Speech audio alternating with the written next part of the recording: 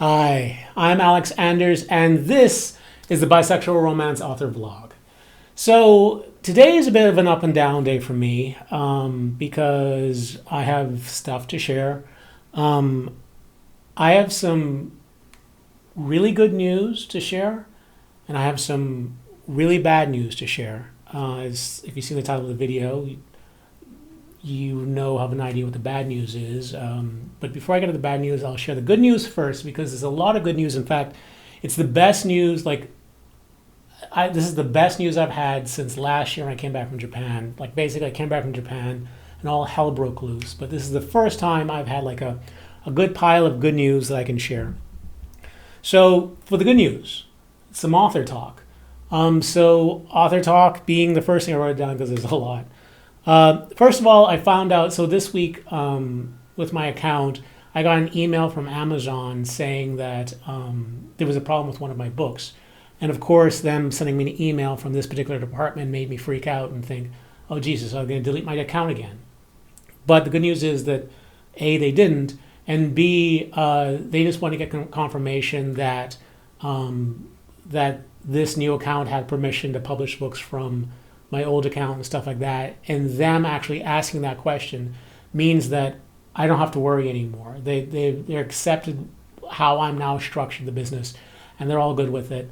So that's excellent news. So now I can go forward, no longer completely afraid of having my account deleted again. So that's excellent news. Also is that Amazon finally paid me. So they hadn't sent me, 5 months ago, I published my first book through this new account, and they never paid me for it. 5 months. And then finally, I think a day or two ago, they finally sent me the check. There was that glitch that had happened for 3 months. They sent me the check, so I've finally been paid from Amazon. So a little bit of the financial stress that I've been under is now kind of gone, at least a little bit. That's great. Another piece of good news is that the book that I just released, Her Best Bad Decision, I released it, everywhere else first before I released it onto Amazon. And that allows me to get the chance to see how customers are responding to it. And the good news is that customers are responding to it extremely well on Google. In fact, it's tracking at the rate of basically my best-selling books. So if it's tracking like that on Google, there's a very good chance it's going to do very well on Amazon. So that's wonderful. This book has been the best performing book that I've had since before I left for Japan. So, again, this is fantastic news. On top of that, my book, I switched Aladdin's Jasmine to become Her Two Wishes, and I've released it on Amazon. And an important thing for Amazon is when you release a book, for your book to appear in the suggested section of other people's books. So I just released it about 3 days ago, and already the book has been placed into the suggested section of another book, which is from an author that always ends up in the top 10. Her books always end up in the top 10 of our category. So the fact that the books are now associated means that as this book goes up, people will see her book, see my book, and then purchase that book. And that's a great thing. That's the most positive news for Aladdin's Jasmine or Her Two Wishes I could possibly have. So that's also really fantastic. It has a chance of ending up on the bestsellers list again, even though as Aladdin's Jasmine, it completely failed. So it kind of has a second chance. And all this stuff is good, but I think out of all the good news, this is the piece of news that I think is the absolute best. And I like to believe that whenever I get into a horrible situation, I like to try and leave the situation, when I get out of the situation, be in a better position than I was when I got into the situation. It's just kind of a goal of mine always.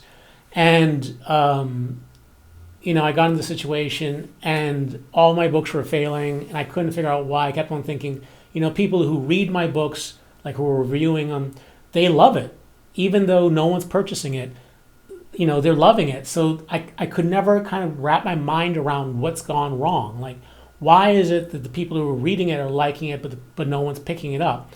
And of course, if that's the case, it has to be something like a person, when they choose a book, all they can see is the cover, the title, the number of ratings it gets, reviews it gets, and then the description.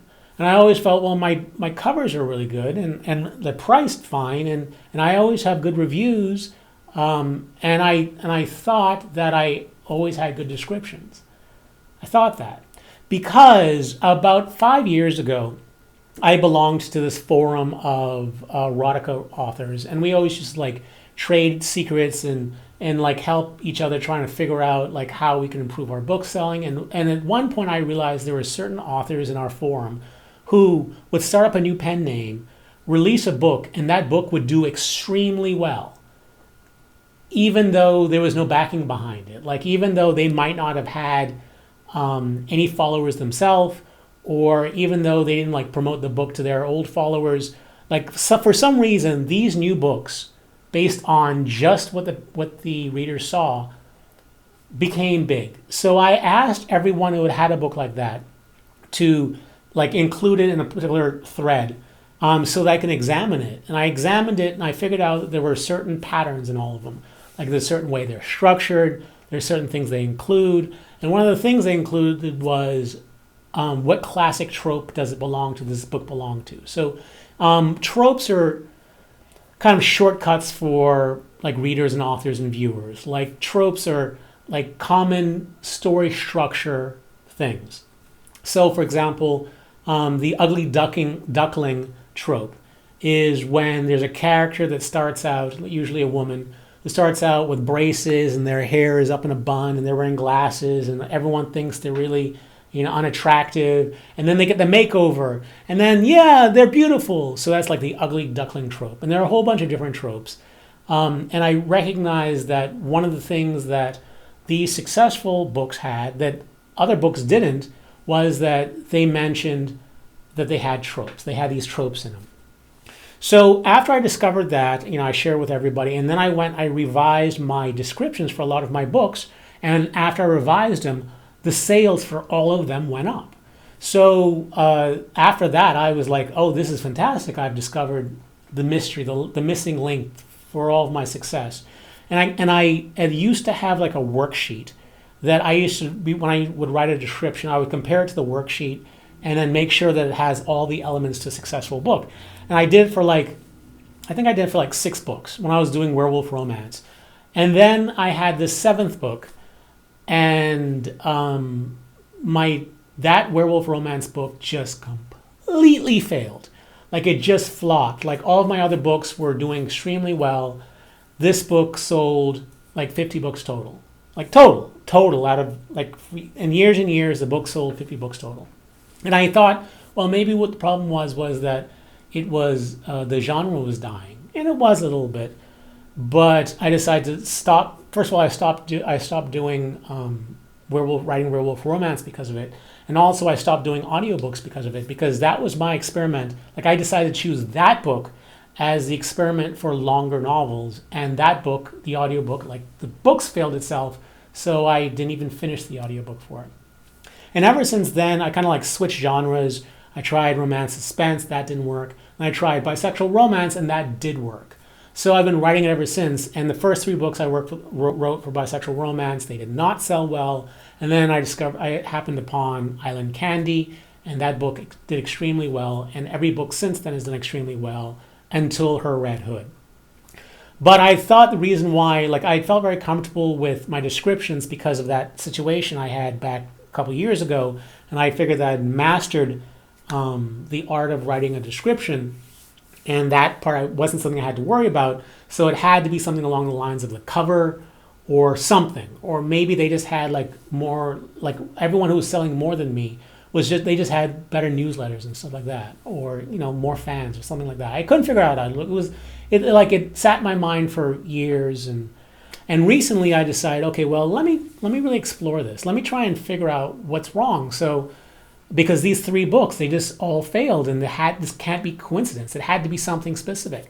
So I decided to look at the descriptions, And I decided to read the descriptions of all the other books in the bestsellers list, the bisexual romance bestsellers list. And lo and behold, I discovered something. And what I discovered is huge. It is huge. It turns out that although I thought that I was including tropes in all of my stories, I stopped. The werewolf romance book that failed, I went back and looked at it, and I realized that I did not include a trope in that. Like it just didn't include a trope. So people reading the description had no clue what type of book this was. I was trying to sell it on the plot of the story.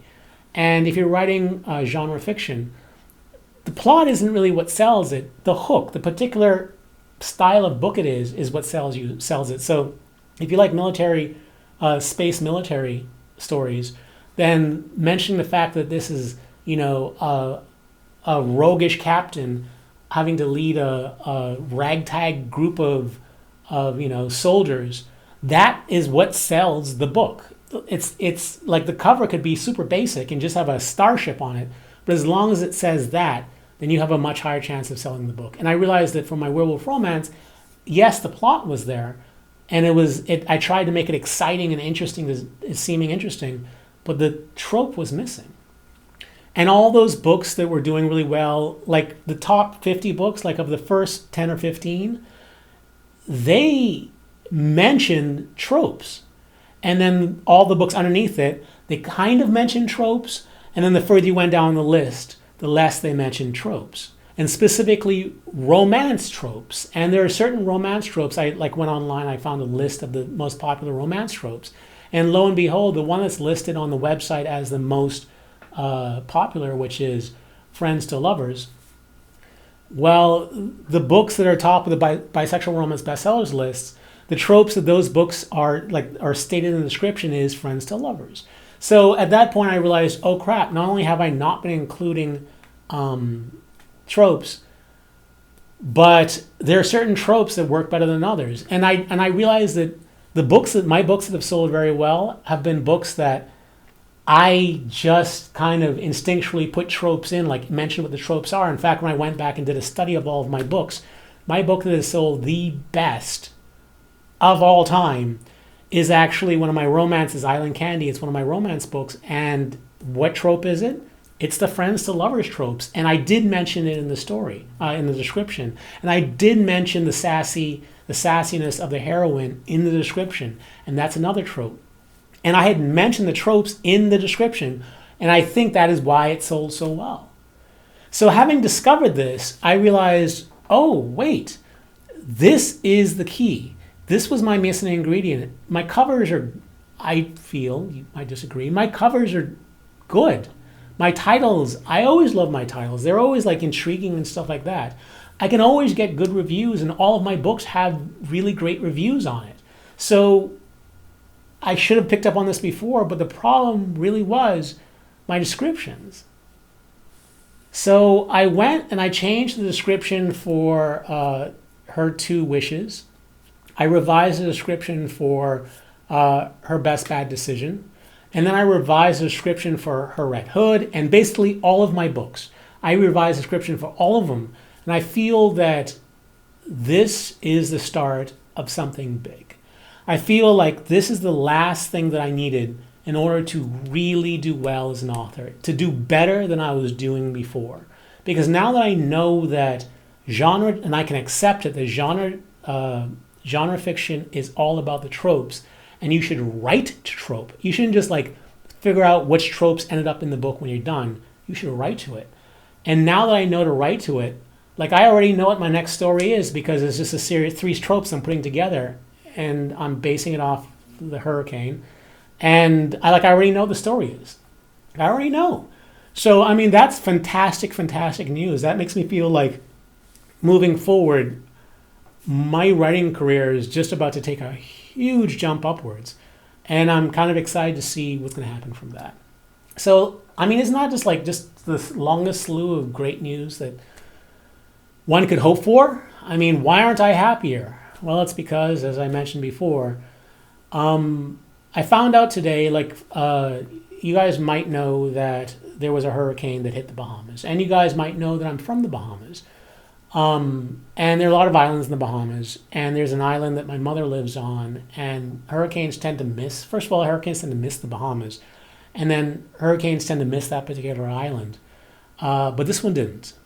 And this Dorian, Hurricane Dorian, was the most powerful hurricane in Bahamas history. And it was a Category 5. And not only was it the strongest in Bahamian history, but this hurricane did something that no hurricanes usually do, that I've never heard of a hurricane doing, which is that it went through the Bahamas and then it basically stopped. It slowed down to about 1 mile an hour, which meant that the hurricane, which started out at winds above 200 miles an hour, stood still over my mother's island for 2 days. And that caused incredible devastation throughout the entire country. I heard that, my niece told me this, I don't know if this is confirmed yet, but 220 people have died, and many of them from drowning. But the good news is, before I go on, I'll tell you the good news. The good news is that all of my family is alive. They've all survived. Even my mother's dog survived. And you'll think it a miracle when I show you some pictures in a second. So everyone's alive. And my brother's house is 100% fine. So that's the good news. My brother and my mother live on the island that was hit. And all of my brother's family, kids and stuff like that. And that's the good news. And that's basically where the good news ends. Because I'll show you this picture. This is a picture of my mother's house during the hurricane. So that roof you see in the foreground, that's my mother's roof. So you can see that it was probably, 7 feet of flooding, which means that basically everything in my mother's house is now ruined. So, anything electric, so like TVs are gone, the cable system, of course, gone. Anything that plugs in, so probably the stove, the oven, the microwave, just everything, fans, phones, anything, just imagine, look around at the house, the room you're in right now. Look from the ceiling down, and that is everything that's been ruined. Positive thing is, like, the clothes, they can dry out. The furniture, my mother experienced a flooding 10 years ago from another hurricane. Actually, that one, there were 2 hurricanes that hit, one within a week of each other, causing massive flooding. And her entire furniture wasn't underwater, but like a lot of it was. And it's possible for them to be dried out. So maybe the furniture is fine. I don't know whether the bed will be fine. But like the couches and stuff can be recovered, and like tables made of wood and stuff like that, as long as they're dried relatively quickly, they're fine. Like I saw pictures of images from yesterday, and there's still about 1.5 feet of water in her backyard. So I don't know where you could put the furniture for it to dry, but that stuff could possibly be recovered. But essentially everything of value that my mother had is gone. And that's not the worst part. So the worst part is, and I'll start off with a story. About 10, 15 years ago, I went home to visit my mother. And my mother's a very, like all of her entrepreneurial spirit, all the entrepreneurial spirit I have came from my parents, and especially my mother. And when I went to visit her, my mother said, "Oh, can I take you somewhere?" I'm like, "Sure." So I hopped in her car, and she drove me to this place. Like, we drove out 40 minutes, and we went to this place, and she said, "I just bought this." And it was a piece of land in front of the beach. I'm like, "Oh, nice, congratulations." And she said, "Yeah, I'm going to build a beach house, which I'm going to rent." And I went, "Wow, that's quite ambitious. First of all, we're really far out. Will anyone actually come out here and rent a beach house?" And she's like, "Yes, they will. I'm sure it'll be perfect.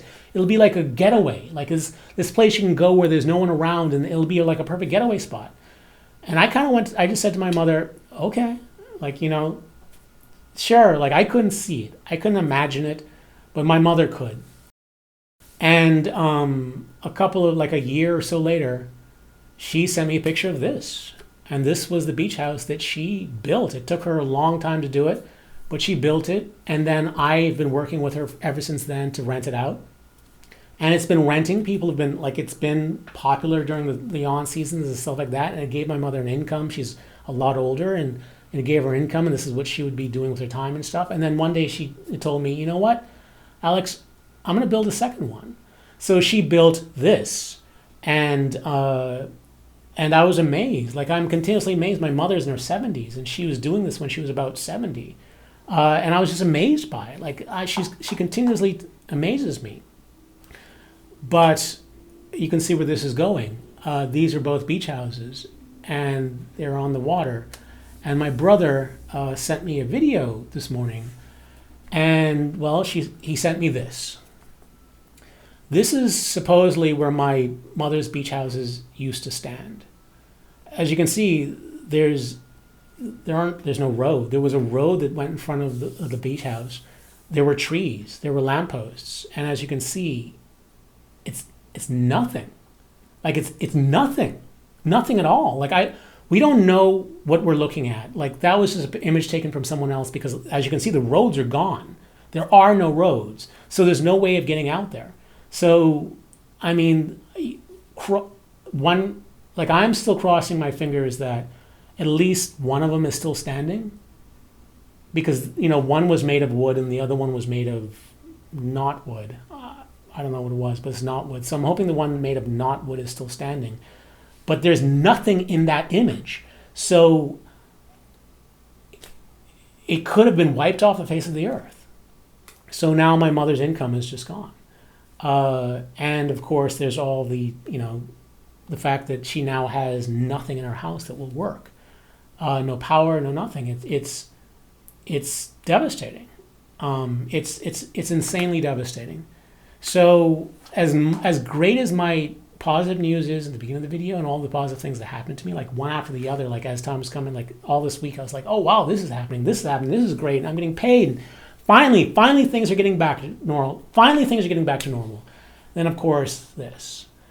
So I mean, what can I say? Any positive thoughts you guys have would be great for my family as they go through this. And honestly, like I'm just focusing on the fact that my family's still alive, because there are people who did lose their lives, and that my brother's house is fine and my mother's house is at least still standing, because I've seen pictures and like the entire ground in areas has just been razed. It's just nothing. Like the picture of that in my mother's beach house. Like, there's a lot of images of that where it's just the land is just flat again, where there's nothing, no trees, no nothing. And the most devastating part of all this is the fact that one will assume that this has been caused because of climate change. That the power of everyone's been saying that hurricanes are getting more and more powerful because of climate change. And this is only the beginning. So I think like life is going to get really bad for my family from this point forward. This is this year. How much will they be able to rebuild by next year? And will this happen again? Like, this is the new normal we're living in. Climate change is real, and a lot of people are going to die. I mean, that's a really negative thing to leave on, but reality is that the world is about to be reshaped, and there's not a goddamn thing we can do about it, because this is what we've built for ourselves. And I know this is a little sad note to leave on, but I mean, this is the reality. I'm like trying to figure out how my mother can return to some bit of normalcy. Does she rebuild? Can she rebuild? I mean, with their entire income being wiped out, like I guess now it's up to us to take care of her, and hopefully things will go well with my books in the future. Like right now, because of all the things that happened over the past year, I can't do squat. But maybe in the future. Like this is reality. This is not the video I wanted to be making this week, but this is a vlog, so I'd share things happening in my life, and Lord knows that is something that is happening in my life. So there it is. Great news about publishing, and hopefully that means that my life will take a different direction, starting with my very next book, or starting with her best bad decision, or starting with, her 2 wishes, and then her best bad decision, and then hopefully the next book after that. Things will be a lot different, hopefully. But yeah, that's it for this video. Please, for those who pray, certainly wouldn't turn down a prayer for my family and everyone in the Bahamas at this point.